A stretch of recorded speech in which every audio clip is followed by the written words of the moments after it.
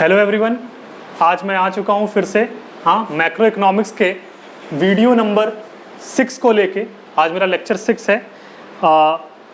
Lecture 5 तक मैंने investment multiplier की जो डेफिनीशन है उसका किस तरीके से एमपीसी से रिलेशन है, मैंने ये सारी चीज़ें बताई थी और एक आध न्यूमेरिकल बताए थे। लेकिन कुछ बच्चों ने मेरे से कहा कि सर कुछ न्यूमेरिकल्स की और ज़रूरत है, कुछ प्रैक्टिस की और ज़रूरत है।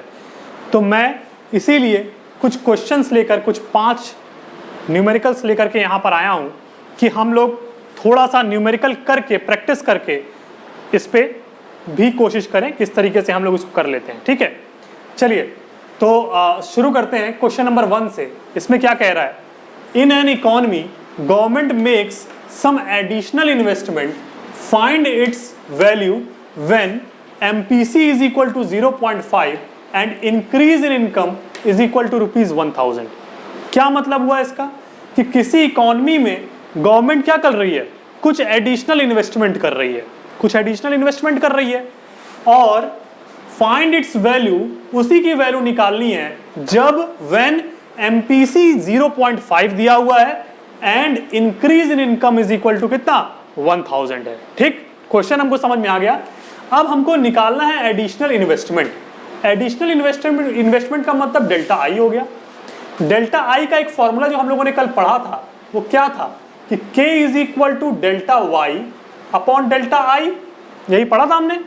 लेकिन इसमें हमको डेल्टा वाई तो दिया हुआ है, इंक्रीज इन इनकम, लेकिन हमको K की वैल्यू नहीं पता है।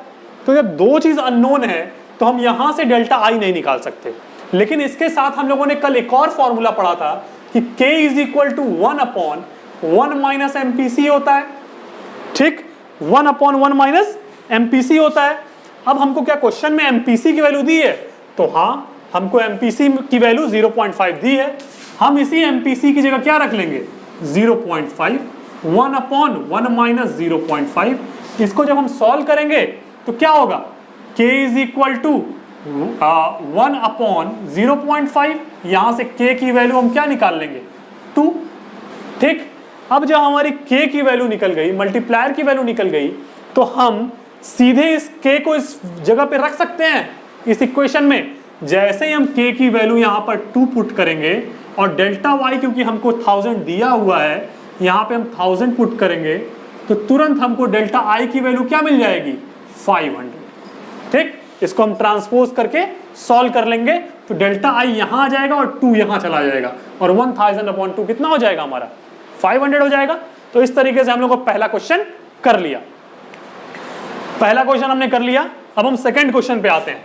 सेकंड क्वेश्चन में क्या है, if MPC is equal to 0.75, अगर एमपीसी 0.75 दिया हुआ है, फाइंड एडिशनल इन्वेस्टमेंट। यहां भी क्या कह रहा है, एडिशनल इन्वेस्टमेंट निकालना है।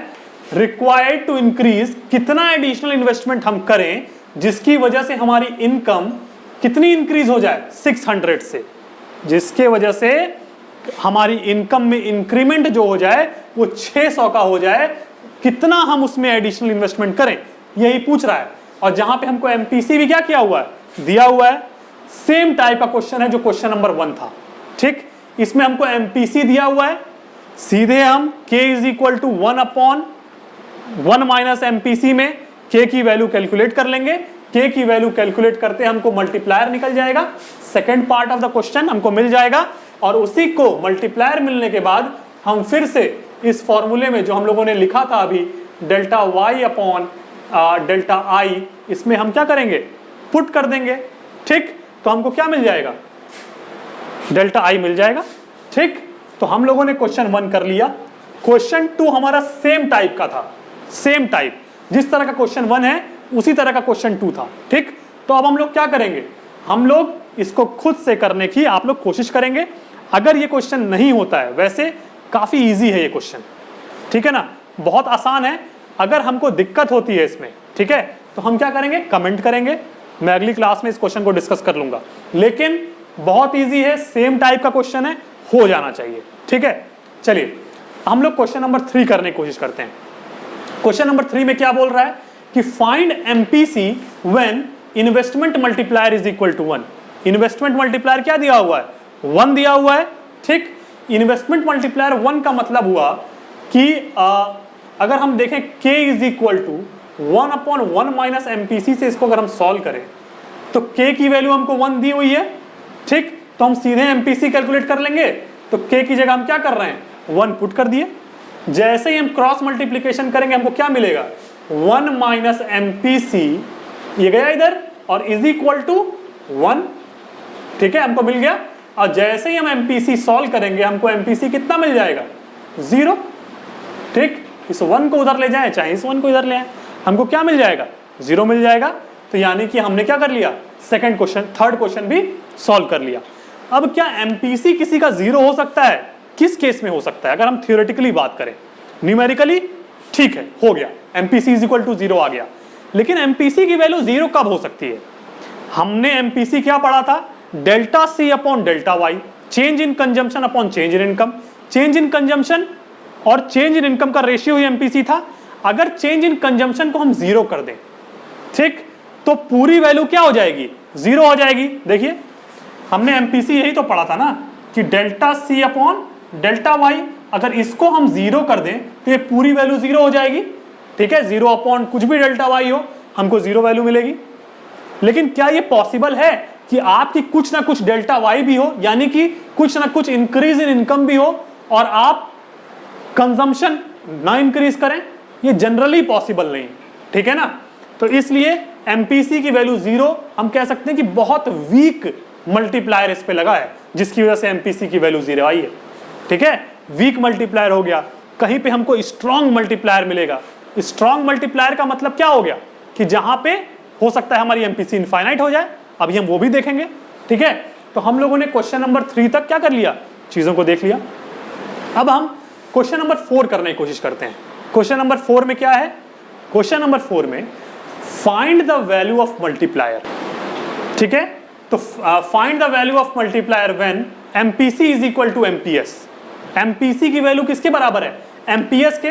तो जरा हम देखें, यही हमको कंडीशन दी है कि MPS is equal to MPC है, और हम जानते क्या हैं, हम क्या जानते हैं कि MPC plus MPS is equal to 1 होता है। ये दोनों बराबर भी हैं और हम ये जानते हैं कि दोनों का सम 1 होता है, यानी कि दोनों कितने होंगे, 0.5 और 0.5 होंगे, तभी तो 1 होंगे ना। यानी कि MPC और MPS दोनों क्या हैं, 0.5 हैं। हमने क्या किया, फॉर्मूले में इसको पुट कर लिया, K is equal to 1/1 minus MPC, ठीक। तो 1 माइनस 0.5 किया तो क्या मिला, 0.5, और फिर से हमको K की वैल्यू क्या मिल गई, 2 मिल गई, ठीक।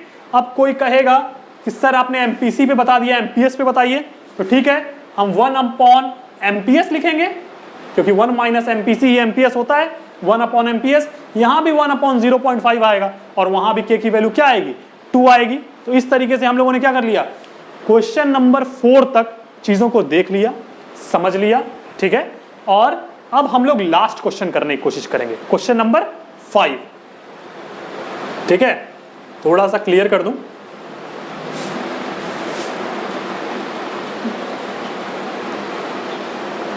क्वेश्चन नंबर 5 क्या कह रहा है, find the value of multiplier, find the value of multiplier when entire additional income is converted into additional consumption। क्या कह रहा है क्वेश्चन कि उस जगह पर मल्टीप्लायर की वैल्यू कैलकुलेट कीजिए जहां पे हमारा इंटायर एडिशनल इनकम, जो भी हमारा एडिशनल इनकम है टोटल, वो सब किस में कन्वर्ट हो जा रहा है, एडिशनल कंजम्पशन में। तो इसका मतलब क्या हो गया, सारा एडिशनल इनकम एडिशनल कंजम्पशन में कन्वर्ट हो जाने का मतलब कि डेल्टा वाई जो भी हमारा आया वो किसके बराबर आ गया, डेल्टा सी के, यही मतलब हुआ ना इसका। अब यहां से अगर हम MPC निकालें, MPC, ठीक, तो MPC हमको क्या होता है, क्या हम जानते हैं MPC कि delta C upon delta Y, यही तो जानते हैं। और ये दोनों एक दूसरे के बराबर हैं, यानी ये वैल्यू और ये वैल्यू एक दूसरे के बराबर है, और जब दोनों एक दूसरे के बराबर होंगे तो आंसर रिजल्ट क्या आएगा, 1। यानी कि इस जगह पे हमारी MPC क्या है, 1 है, ठीक। MPC की वैल्यू हमने निकाल ली, लेकिन हमको निकालना क्या है, इसमें हमको मल्टीप्लायर निकालना है। और जैसे ही हमने MPC निकाल ली, हम तुरंत मल्टीप्लायर के फॉर्मूले को क्या करेंगे, लगा देंगे, 1 माइनस MPC, ठीक। MPC की जगह हमको क्या लिखना है अब, 1, तो यहीं पे हम क्या करें, इसको 1 कर लें, तो 1/1 माइनस 1 क्या आ जाएगा, 1/0, और 1/0 क्या होता है, अनडिफाइंड, ठीक है ना, यही होता है ना, इनफाइनाइट। ठीक, अब ये बताइए, मैंने कहा था अभी इस क्वेश्चन में कि हमने वीक मल्टीप्लायर हमने देखा था, जहां पे एमपीसी की वैल्यू हमारी 0 आ रही थी, ठीक है। अब हम लोग क्या देख रहे हैं कि मल्टीप्लायर की वैल्यू यहां पर हम लोगों ने जब सॉल्व किया तो मल्टीप्लायर हमारा कितना आया, इनफाइनाइट। कहीं पे मल्टीप्लायर 0 आ रहा था, यहां पे मल्टीप्लायर इनफाइनाइट आ रहा है। वो वीक था और ये स्ट्रॉन्ग है, यही बताने की कोशिश कर रहा हूं। वहां पे हमने क्या देखा था कि जितना चेंज इन कंजम्पशन हो रहा था उसी के आधार पे सब कुछ चेंज हो रहा था। टोटल कंजम्पशन क्या हो जा रहा था, 0 हो जा रहा था हमारा, एग्रीगेट माफ कीजिएगा, चेंज इन कंजम्पशन हमारा क्या हो जा रहा था, 0 हो जा रहा था, जिससे कि हमारी टोटल एमपीसी की वैल्यू क्या हो जा रही थी, 0 हो जा रही थी। और यहां पे हम क्या देख रहे हैं कि हमारी मल्टीप्लायर क्या हो जा रही है, इनफाइनाइट हो जा रही है। मल्टीप्लायर के इनफाइनाइट हो जाने का मतलब हुआ कि इन्वेस्टमेंट में कुछ इतना इंक्रीज की इनफाइनाइट टाइम्स इनकम इंक्रीज हो जाए, जो कि पॉसिबल नहीं होता है, ठीक है ना। ये पीक केसेस हैं दोनों, एक वीकर है एक स्ट्रॉन्गर है, ठीक है। तो यहां तक हम लोगों ने क्वेश्चन को क्या कर लिया, देख लिया। अब एक इंपॉर्टेंट टॉपिक है जिसमें हम लोग बैकवर्ड एक्शन और फॉरवर्ड एक्शन की बात करते हैं। इन पांचों क्वेश्चन में अगर किसी में भी कोई दिक्कत आ रही है तो आप क्या कर सकते हैं, कमेंट बॉक्स में कमेंट कीजिए। मैं जब भी अगला वीडियो लेकर के आऊंगा तो मैं उस क्वेश्चन को पहले डिस्कस करूंगा, ठीक है ना। न्यूमेरिकल्स हम लोगों ने डिस्कस कर लिए, कुछ और न्यूमेरिकल अगर दिक्कत होगी तो हम उसको भी आगे डिस्कस करेंगे, ठीक है। तो अब हम लोग जो एक कुछ नया टॉपिक एक पढ़ेंगे मल्टीप्लायर में ही, वो हम देख लेते हैं एक बार।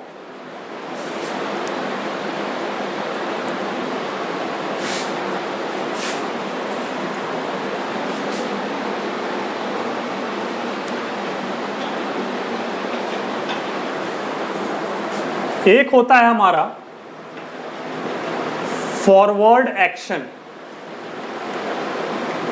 ऑफ मल्टीप्लायर और एक होता है हमारा backward action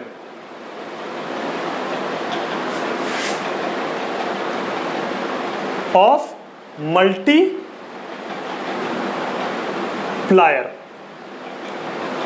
forward action of multiplier में क्या होता है कि जिस समय हम कुछ इन्वेस्टमेंट इंक्रीज करते हैं, हम क्या करते हैं, इन्वेस्टमेंट इंक्रीज करते हैं, तो उसकी वजह से जब इनकम इंक्रीज हो जाती है, ठीक, तो हम क्या करेंगे, फॉरवर्ड एक्शन। हमने कुछ इन्वेस्टमेंट इंक्रीज किया जिसकी वजह से हमारी इनकम क्या हो गई, इंक्रीज कर गई। जैसे कि अगर हम एग्जांपल देखें तो हम ये k is equal to delta Y upon delta I जानते हैं ये चीज। अगर हम यहां से डेल्टा वाई निकालें तो delta Y is equal to क्या हो जाएगा, k इंटू डेल्टा आई हो जाएगा। हम अगर एग्जाम्पल ले लें कि k हमारा जो मल्टीप्लायर है वो 2 है, ठीक, और हमारा डेल्टा आई यानी जो चेंज इन इन्वेस्टमेंट है वो 100 का है, तो यानी हमारी इनकम में कितना चेंज आ जाएगा, 200 का आ जाएगा, बिल्कुल। यानी इसमें क्या हुआ, हमने इन्वेस्टमेंट को इंक्रीज किया जिसकी वजह से हमारी इन्वेस्टमेंट इंक्रीज करने की वजह से हमारी इनकम क्या हो गई, इंक्रीज कर गई। अब अगर हम बैकवर्ड एक्शन समझें तो बैकवर्ड एक्शन में क्या होगा, एग्जांपल के रूप में अगर हम देखें तो फिर से यहां पे अगर हम डेल्टा वाई डायरेक्ट लिखें तो delta Y is equal to K into delta I होगा, ठीक, के इंटू डेल्टा आई। फिर से अगर हम के को 2 माने, लेकिन अब हम इन्वेस्टमेंट को इंक्रीज नहीं कर रहे हैं, अब हम इन्वेस्टमेंट को डिक्रीज करते हैं। बैकवर्ड एक्शन ऑफ मल्टीप्लायर में हम इन्वेस्टमेंट को डिक्रीज करते हैं, तो डिक्रीज करेंगे तो कुछ आई जो डेल्टा आई होगा वो निगेटिव होगा, ठीक, डिक्रीज कर रहे हैं तो 2 इंटू अगर मैं 100 ही कहूं तो ये -100 हो गया, ठीक। यानी हमारी इनकम क्या हो गई, 200 से कम हो गई। यानी जैसे ही हमने इन्वेस्टमेंट डिक्रीज किया उसके वजह से क्या हुआ, हमारी इनकम भी क्या हो गई, 200 से कम हो गई। मेरी बात समझ में आ रही है। ये हमने फॉरवर्ड और बैकवर्ड एक्शन ऑफ मल्टीप्लायर देखा, फॉरवर्ड एक्शन और बैकवर्ड एक्शन ऑफ मल्टीप्लायर देखा, ठीक, ठीक है। तो हम लोगों ने क्या किया, एग्जाम्पल के रूप में इसको देख लिया। लेकिन अगर एग्जाम में ये क्वेश्चन आ गया तो हमको डेफिनेशन की जरूरत पड़ेगी, ठीक है। तो अगर हमको डेफिनेशन लिखना होगा इसका, तो हम क्या लिखेंगे कि फॉरवर्ड एक्शन ऑफ मल्टीप्लायर कब होगा, फॉरवर्ड एक्शन ऑफ मल्टीप्लायर कब होगा, जब हम एग्जाम्पल के थ्रू इसको समझ लिए, हम क्या समझेंगे कि when multiplier is forward when there is multiple increase in income caused by an increase in investment. क्या बोला मैंने, multiplier is forward when there is multiple increase in income caused due to increase in investment. हमने समझ लिया, increase in investment होने की वजह से जो इंक्रीज इन इनकम हुआ, इसी को हमने फॉरवर्ड एक्शन कह दिया। बैकवर्ड में हम क्या कह लेंगे कि multiplier is backward when there is decrease in income due to या फिर caused by decrease in investment. ठीक, तो हम लोगों ने डेफिनेशन भी क्या कर लिया, समझ लिया। यही डेफिनेशन हम लिख लेंगे एग्जाम में, और इस तरह के एग्जाम्पल्स हम क्या कर लेंगे, वहां पे दिखा देंगे। ठीक, हम लोगों ने एक इंपॉर्टेंट टॉपिक पढ़ लिया, फॉरवर्ड एक्शन और ऑफ मल्टीप्लायर और बैकवर्ड एक्शन ऑफ मल्टीप्लायर। अच्छा, एक चीज जो मैं छूट रहा था, मैं ये करता हूं, अगर मैं फॉरवर्ड एक्शन ऑफ मल्टीप्लायर और बैकवर्ड एक्शन ऑफ मल्टीप्लायर को ग्राफिकली हम इमेजिन करने की कोशिश करें, ग्राफिकली किस तरीके से हम चीज को समझेंगे। जैसे देखिए, अगर हम इन्वेस्टमेंट क्या करेंगे, इंक्रीज करेंगे, तो हमारी इनकम इंक्रीज करेगी। किस तरीके से, हम लोगों ने पिछले क्लास में शिफ्ट देखा था, इन्वेस्टमेंट का शिफ्ट देखा था एडिशनल इन्वेस्टमेंट से। अगर हम लोग इन्वेस्टमेंट इंक्रीज किए, ठीक, तो पहले हमारा एग्रीगेट डिमांड जहां भी इक्विलिब्रियम पॉइंट दे रहा था, क्योंकि उसमें कुछ इन्वेस्टमेंट ऐड हुई है, तो अब उसकी इक्विलिब्रियम पॉइंट हमको कुछ ऊपर मिलेगी।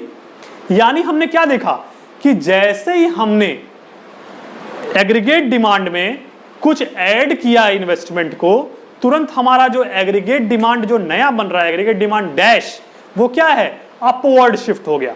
और जैसे ही एग्रीगेट डिमांड जो डैश, जो नया एग्रीगेट डिमांड है, वो ऊपर शिफ्ट होगा, तुरंत हमारी इनकम क्या हो जाएगी, इंक्रीज हो जाएगी। यही चीज हम देख सकते हैं।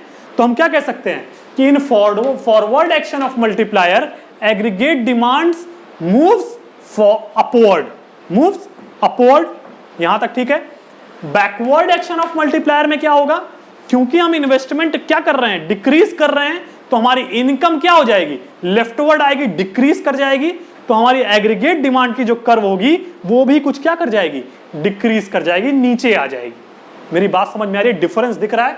इसमें हमारी एग्रीगेट डिमांड का जो कर्व है वो ऊपर जा रहा है, और इसमें एग्रीगेट डिमांड का हमारा कर्व क्या हो जाएगा, नीचे आ जाएगा।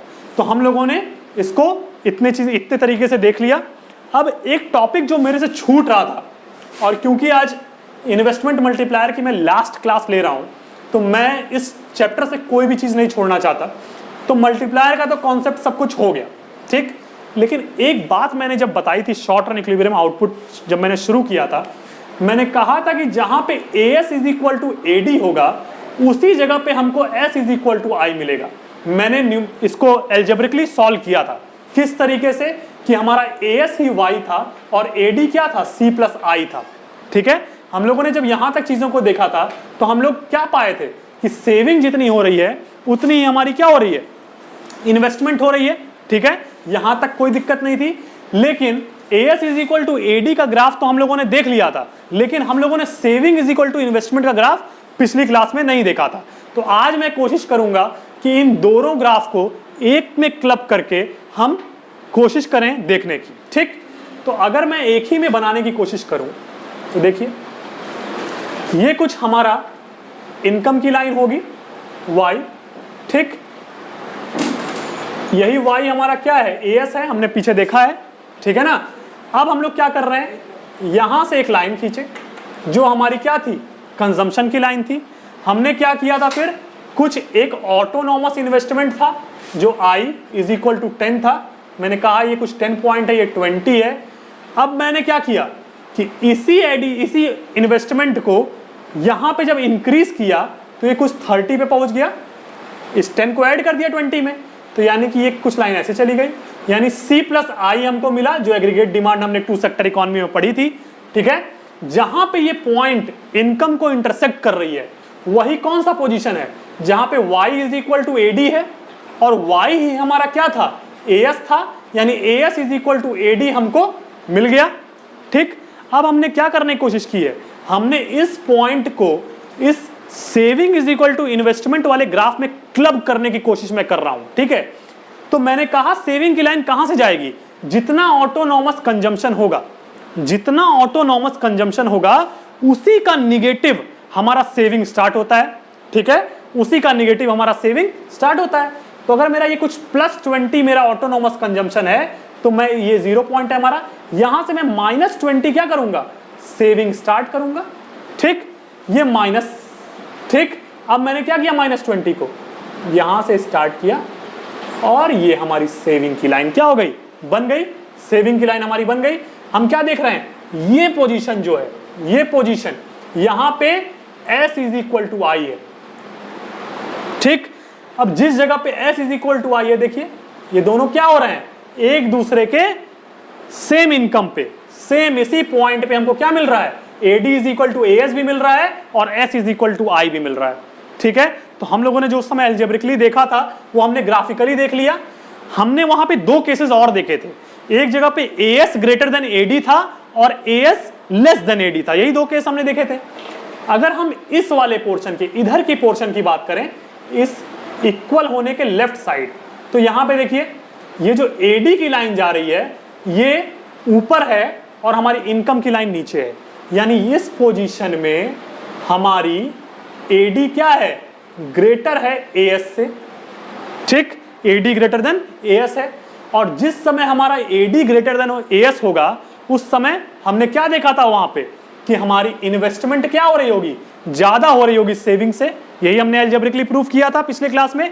अगर आपने वो वीडियो नहीं देखा है तो वापस से उस वीडियो को देखिए, क्योंकि उसी वीडियो से हम इस कॉन्सेप्ट को समझ पाएंगे। ठीक है, तो आप वापस से पिछले लेक्चर को देखिए और उसके बाद इस ग्राफ को समझने की कोशिश कीजिए, बहुत आसानी से क्लियर हो जाएगा। ठीक है, AD ग्रेटर देन AS हुआ।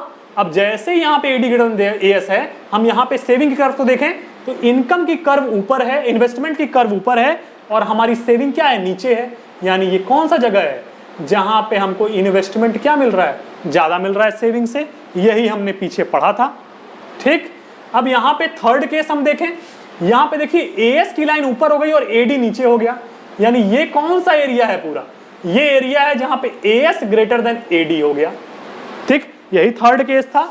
AS जब ग्रेटर देन AD होगा तो हम उसी के हिसाब से अगर नीचे देखने की कोशिश करें तो ये देखिए यही वाला पोर्शन है, यहां पे सेविंग ग्रेटर देन इन्वेस्टमेंट हो गया। ठीक है, सेविंग ग्रेटर देन इन्वेस्टमेंट हो गया। तो हम लोगों ने यही देखा था ना कि जहां पे हमको AS is equal to AD मिल रहा था वहां पे हमारी saving is equal to investment थी, हमने देखा था। जहां पे हमने AS ग्रेटर देन AD देखा था वहीं पे हमको क्या मिल रहा था, जहां पे हमने AS ग्रेटर देन AD देखा था कि हमारी सेविंग ग्रेटर देन क्या है, इन्वेस्टमेंट है। और जहां पे हमने AS लेस देन AD देखा था वहीं पे हमारी इन्वेस्टमेंट ग्रेटर देन सेविंग हो रही थी। यही चीज हमने वहां पे अलजेब्रिकली देखा था और आज हमने उस चीज को क्या कर लिया, ग्राफिकली देख लिया। ठीक है, तो ये हम आपको अब ये सब बताने की जरूरत नहीं है कि ये इनकम की लाइन है, हम लोगों ने काफी चीजें देख ली हैं। ये एग्रीगेट डिमांड की लाइन है, ठीक है, इसी को एग्रीगेट सप्लाई भी, एग्रीगेट डिमांड को ही हम एग्रीगेट एक्सपेंडिचर भी कह सकते हैं। हम लोगों ने इतनी सारी चीजें क्या कर ली, देख ली और काफी चीजें हम लोगों ने क्या की, कवर कर ली। ठीक है, इन्वेस्टमेंट मल्टीप्लायर तक मैंने चीजों को खत्म कर दिया। पीछे की कोई भी चीज अगर छूटी हो तो आप कमेंट बॉक्स में कमेंट करके बता सकते हैं, मैं उसको दोबारा किसी क्लास में कंटिन्यू कर सकता हूं। लेकिन मुझे जहां तक लगता है कि चीजें नहीं छूटी हैं। ठीक है, अब यहां तक खत्म कर लेने के बाद जो भी क्वेश्चन है आप पूछें। ठीक, अब मैं अगला जो लेक्चर लेकर के आऊंगा कल, वो प्रॉब्लम्स ऑफ डेफिशिएंट डिमांड और एफिशिएंट डिमांड पर होगा, जहां पे एक्सेस डिमांड पर होगा। एक जगह पे हमको डेफिशिएंट डिमांड मिलेगा, यानी डिमांड क्या मिलेगी, कम मिलेगी, और एक जगह पे एक्सेस डिमांड मिलेगा, एक्सेस मतलब ज्यादा डिमांड मिलेगी। ठीक है, तो उन बातों को हम अगले लेक्चर में करेंगे। लेकिन आज के लिए इतना ही। अगर आपको कोई भी दिक्कत आ रही है, किसी भी तरह की कोई भी परेशानी आ रही है, तो आप प्लीज कमेंट कीजिए और जो भी क्वेश्चन है पूछिए। मैं उसको बताऊंगा, बिल्कुल बताऊंगा, ठीक है। और अगर आपको वीडियो अच्छी लग रही है तो लाइक करिए, इसको शेयर भी कीजिए और सब्सक्राइब भी करिए, ठीक है। Thank you.